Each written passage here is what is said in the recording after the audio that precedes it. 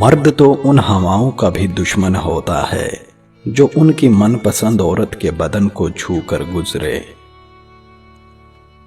عورت چاہے تو مرد کو اپنے شہر سے نکلنے ہی نہ دے، بس ساری بات چاہت کی ہے۔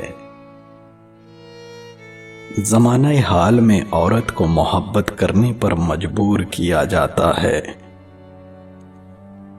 اگر عورت کا ہلکا لباس آپ کے ایمان کو خراب کر دیتا ہے تو سمجھو آپ میں ایمان تھا ہی نہیں۔ جو شخص ہمیشہ تمہاری خوشی چاہے، اس کا اداس ہونا تمہارے لیے فکر کی بات ہے۔ ایک حقیقت یہ بھی ہے کہ ذہین عورت ہمیشہ بے وقوف کے حصے میں آتی ہے۔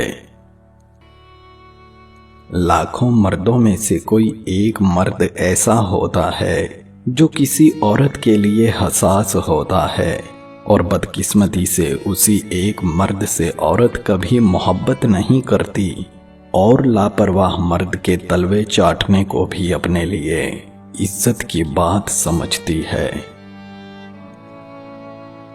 خلیل الرحمن قمر کہتے ہیں، عورت اگر بے اولاد بھی ہو تو وہ فطرتاً ماں ہی ہوتی ہے۔ عورت چاہنا اور عورت کو چاہنا دونوں میں بس محبت اور ضرورت کا فرق ہوتا ہے۔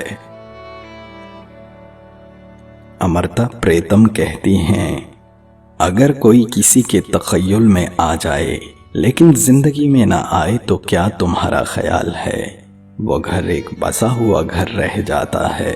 شاید نہیں۔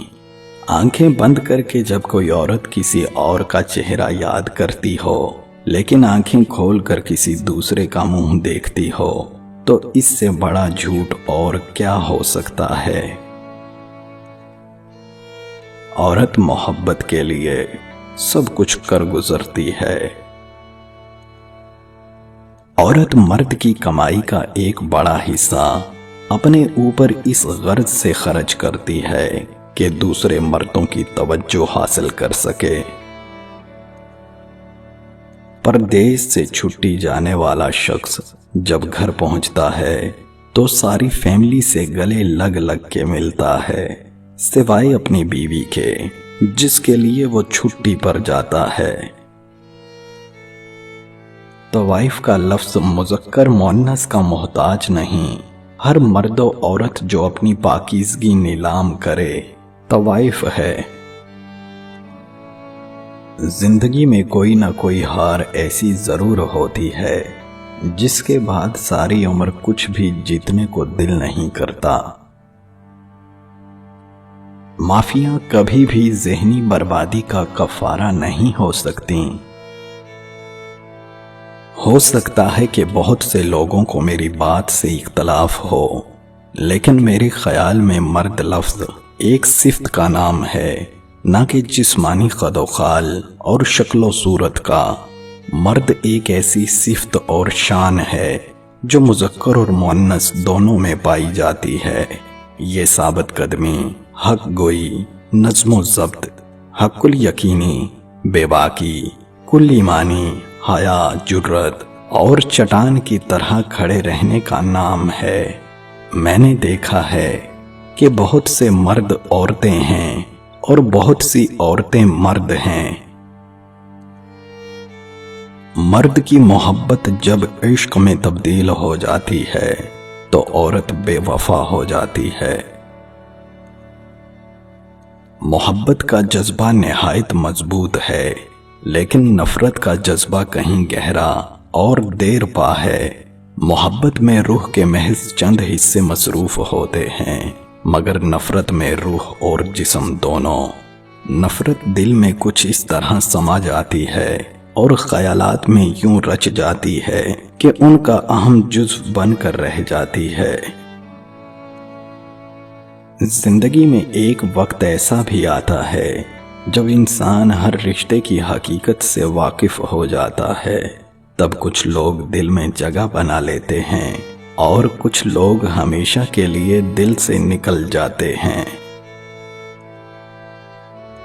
دنیا کی بہت سی مشکلوں میں سے ایک مشکل یہ بھی ہے کہ پڑھے لکھے اور قابل لوگ اپنے فیصلوں میں جتنے مشکوک رہتے ہیں، جاہل لوگ اپنے فیصلوں میں اتنے ہی پر اعتماد ہوتے ہیں۔ عورت کی 2 حرکتیں مرد کو بہت پسند ہوتی ہیں۔ نمبر 1، مرد کو غصے میں دیکھ کر عورت کا خاموش ہو جانا۔ نمبر 2، کوئی بھی نیا کام کرنے سے پہلے مرد سے مشورہ لینا۔ ذہن میں آوازوں کا شور جب بھی بڑھتا ہے تو ایک آواز نمایاں سنائی دیتی ہے۔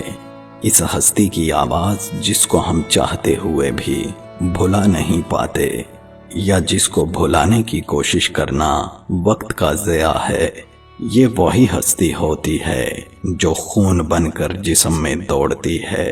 سانسوں کے آنے جانے کا عمل آسان کرنا گویا اس کا ہمارے اوپر احسان ہوتا ہے، جس کا خراج وہ ہمارے ذہن و دل کی خلش کی صورت میں وصول کرتی ہے۔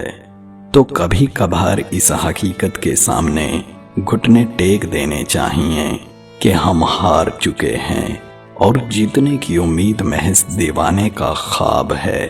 یہ اعتراف ہی سکون آور ہے کہ ہم ہار چکے ہیں اور تم بازی جیت گئے ہو۔ عورت میں ایک عادت بہت اچھی ہوتی ہے، جب اسے دھوکہ ملتا ہے تو وہ چند روز روتی ہے، انتظار کرتی ہے اور نہیں آنے پر دوسرا ساتھی چن لیتی ہے، جبکہ مرد اپنی زندگی برباد کر لیتا ہے اور ہمیشہ اس کا انتظار کرتا رہتا ہے۔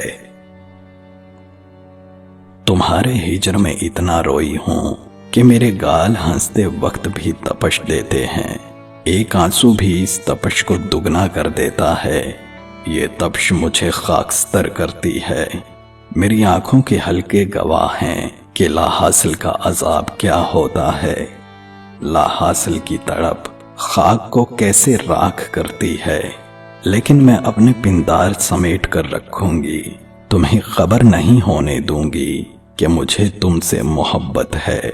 ہاں، مجھے تم سے محبت نہیں، محض ایک غلط فہمی ہے جو راکھ میں دبی چنگاری کی مانند ہے، جس کو میں کبھی ہوا نہیں لگنے دوں گی اور اس کو راکھ کے اندر راکھ ہونا ہوگا۔